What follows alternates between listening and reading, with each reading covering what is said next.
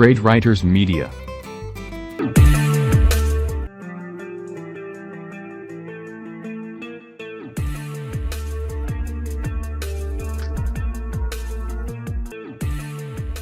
Hello, I'm Dr. Larry Carnes, and welcome to Books of the Month. We're so glad that you could join us for another powerful and exciting episode, and we're so honored to have a very special guest with us. Judy, how are you today?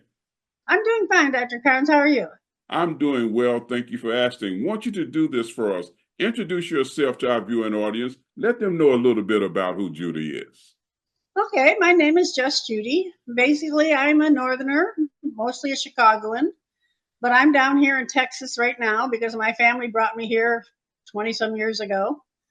I was administrative assistant for most of my life, a single parent.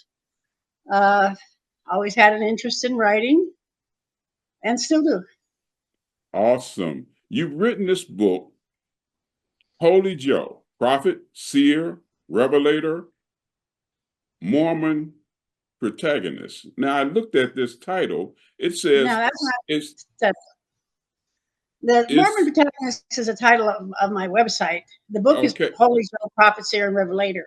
Okay. Now, listen to this, though. It says in 1822, Upstate New York, Mason Chase hired a crew of local farm hands to dig a well on his property. Now, it says that at the bottom of the well, a stone was found. And Joseph Smith uses this stone to find treasures said to be hidden below the earth. Now, I found that fascinating as I'm researching and reading this book. Speak to our viewing audience about this awesome book that you've written. Okay, well, this stone that was found was not really a unique thing. That Joe claimed that he could use it to find properties even also wasn't a unique thing. And it was found at the bottom of a well when they were digging a well for Mason Chase. And Willard Chase, Mason's son, was there. Actually, he's the one who brought the stone up from the well. But Willard's sister, Sally, also had a stone that she used to find things. And supposedly, this well scene, Joseph also at times used the rod of nature, which is that Y stick that you sometimes call a dowser. Okay. So anyway, that people were using stones and conversing with spirits. It wasn't like Joe was off doing it. Other people were too. So it was something that was common. It was part of the culture. Yeah, in fact, Oliver Cowdery, who was one of the witnesses to the Book of Mormon, he followed Nathaniel, I forget his name, and they all use these witch hazel sticks in their worship. And Oliver Cowdery tried to use his witch hazel stick to get a revelation. So I don't want to say it was common, but it wasn't uncommon. Okay. Now, it talks about different things here. Newfound fame from using this talent that he has. There's newfound fame. Of course, he's becoming popular. Talk to us about this book and give our viewing audience some nuggets that you would like to share with them. Okay, well, there was a nugget I wanted to give you about Mormonism and the Book of Mormon. Can I do that one? Yes. Because I think it can be very interesting to you. So Joseph Smith did eventually go beyond the stones, and he was claiming angelic visitations and digging up plates, supposedly ancient plates, which nobody ever saw, by the way. But I want to tell you about the Book of Mormon, that I once had a Book of Mormon that I highlighted in yellow, everything that was from the King James Version of the Bible. And I highlighted in orange, everything that came from documents from the various sects of the time. And then what you have left is Joseph's stories of the inhabitants. And I guess the point I wanted to make to you is there is nothing Mormon in the Book of Mormon. It's mostly King James Version of the Bible. Okay. That was just a little bit that I wanted to give you. Now we can go back to Joseph Smith for this money digging. Okay. He was quickly, now money digging or deceiving people through the use of his stone was against the law, and he was arrested and found guilty. But he was also allowed to go. They said, we got too many people, just go. But it was a crime to fool people using the stone. Nevertheless, people did it. Joseph could hardly get away from his stone. He would be out plowing his field and people are, I need you to come find my hatchet. You'd be doing this. I need you to do this. He had no peace once people believed that he could see with that stone. They were after him all the time. Then he was up in, not sure where, somewhere away from his town, in a town, and he sees Hosea Stowell. Well, he's been looking for him because he has a map to a silver mine, and he wants Joseph to find the silver mine.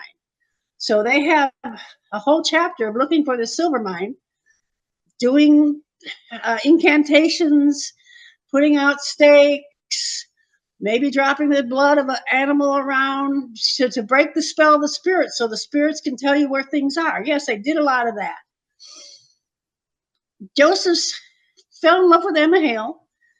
Emma's father was totally against Joseph in his money digging and his using of his stone and talking with spirits. It was just not the right thing to do. So he told his father he would quit. And so then he's going back out to the wagon to the person that's going to take him home. And he said, you just told him that you were going to quit. He said, you can't quit. He said, no, that's right. Nobody will let me quit. And my perception when I read history is at this time he gave into it.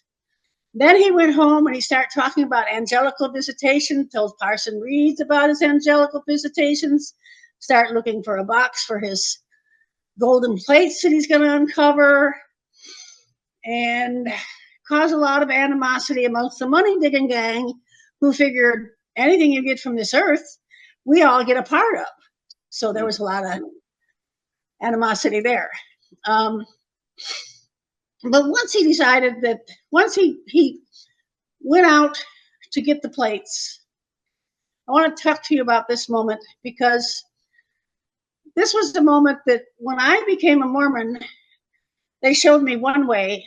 When I read history, what his mother said, what his wife said, what actually happened is totally different from what the church tells you now happens.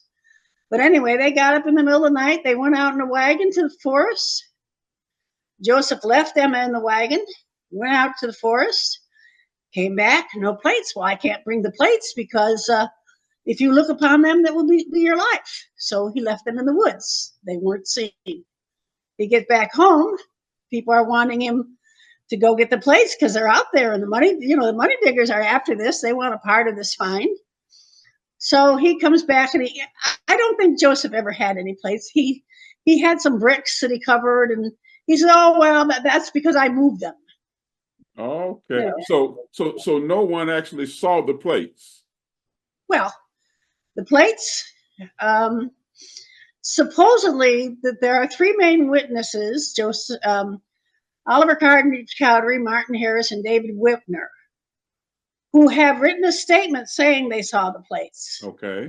But Martin Harris saw them with his spiritual eyes, and he almost didn't see them at all because he was so sinful that he wasn't getting the vision. But finally, Joseph put him aside and conjured up his vision for him. But it was a spiritual sighting. Oh, I think history, it's become more, oh yeah, I touched them, I felt them, and all that. No. Okay. That's why I like going back to the original secular history. It's so different than what, Mormons are designing their religion all the time. Okay. You mentioned something. You said that when you look at the Book of Mormon, that the majority of it includes the King James Version of the Bible. At one point, Nephi, who lived 600 years before Christ, put his foot on a rock and read 13 chapters of the King James Version of Isaiah, punctuation and all. Now, how could that be? Well, because it all existed spiritually first. So what Joseph was reading was a spiritual version of the King James Version of the Bible, even though it hadn't been written yet. Okay. I mean, it had been written in Joseph's time, but in Nephi's time, it hadn't been written. How can he read something that's written in 1600 when he's 600 years before Christ? The answer is because it existed spiritually. Existed in the spirit. So what are some other, you mentioned a couple of nuggets that you wanted to share pertaining to the book and some things that you wanted our viewing audience to be aware of. What's the other nugget? We have about 4 minutes left. What's the other nugget that you'd like to share? Well, for a 4-minute nugget, 2-minute nugget. 2-minute nugget, I don't know exactly. We can go to, golly, most of the words of wisdom. How about the words of wisdom? Are most people familiar that there are words of wisdom? The Mormons don't drink coffee. They don't drink tea. They don't do alcohol. Why did this come about? Because Joseph was meeting with his men in a storeroom, 3-room storeroom, and the men were coming and smoking and spitting their tobacco, and Emma was having to clean this up. She said, I sure wish somebody would get a revelation. So these men would quit their smoking and spitting all over my house. So, well, basically, Joseph had his revelation. So that became a part of the culture. As Well, far as Mormonism is concerned.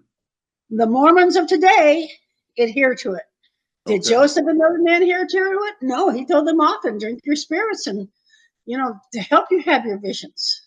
Oh, that's interesting. We have 2 minutes left. I want you to do something for us right now. Disseminate your contact information to our viewing audience. That's website, email address, anything that you like for our viewing audience to know. Okay, well, the book is available on Amazon in both hardcover, softcover, and paperback.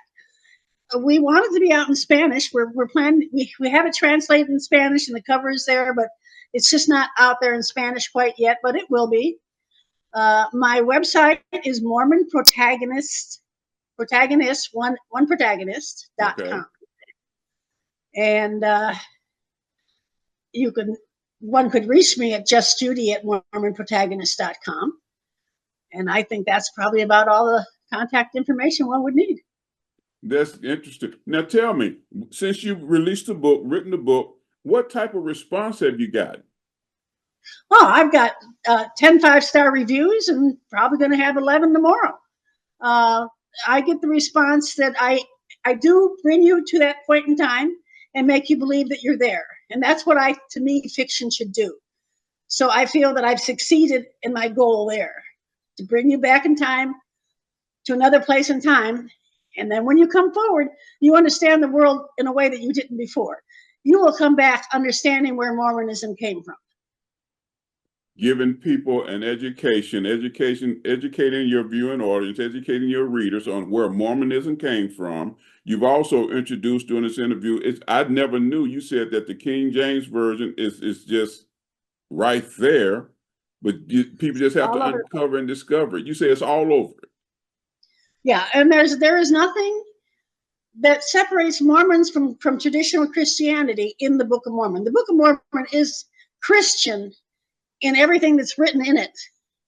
Everything that the Mormons believe outside of that comes from Revelations. Okay. Even the Book of Mormon says you should have only one wife. It's an abomination to have more than one wife.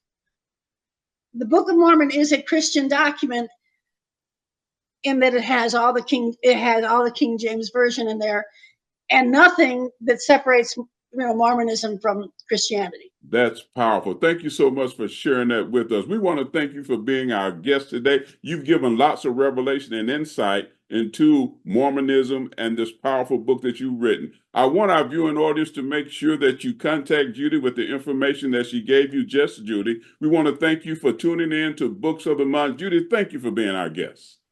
Thank you for having me. I'm Dr. Larry Carnes. Make sure you join us again next time for Books of the Month.